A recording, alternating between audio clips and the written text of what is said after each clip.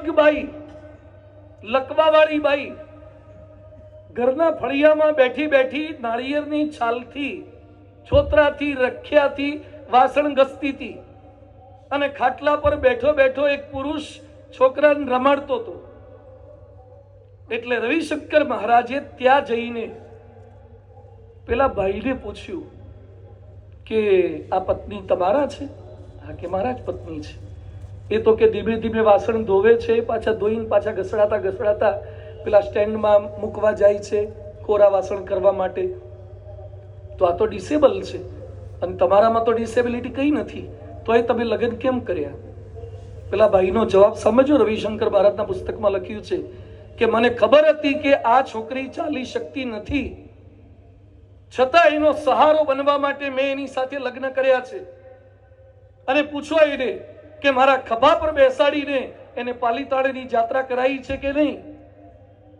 એક દિવસ મેં એની ફરિયાદ કરી છે કે તારે પગ નથી તો એ બે તને સિલેક્ટ કરી? આજે તો ઘણા હંભળાય કરે લગ્ન પછી 10 વર્ષે, 15 વર્ષે, 25 વર્ષે. આ તો અમે હતા એટલે તમારે મેળ પડ્યો. તમારા વગર જાણે આમનો મેળ જ ન પડવાનો હોય. એ કે આ તો અમે તમને લાયા, બાકી કોઈ હંગરે નહીં. બધા આવું સંભળાવે એકબીજાને, પછી સંબંધો ટકે? એક પત્ની એના પતિને શું કે, અમારે તો દૂર દૂરથી માગા આવતા હતા, તોય ના ગયા, તમારી પાસે નજીક આવ્યા. તે પતિ કે દૂર વાળા જ માગા આવે ને, કારણ કે નજીક વાળા તો ઓળખતા હોય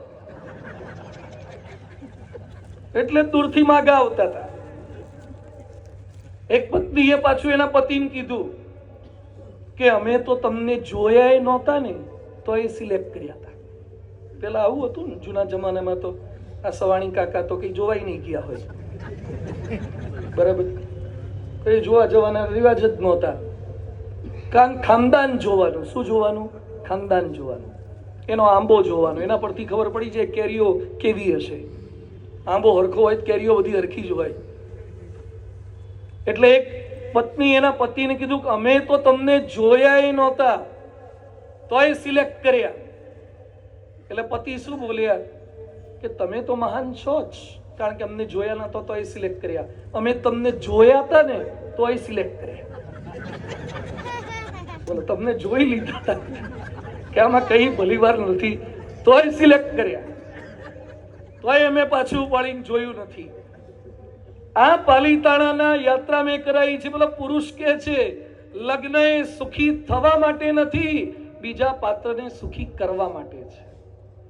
હું પરણીને આવનારા પાત્રથી સુખી થઈ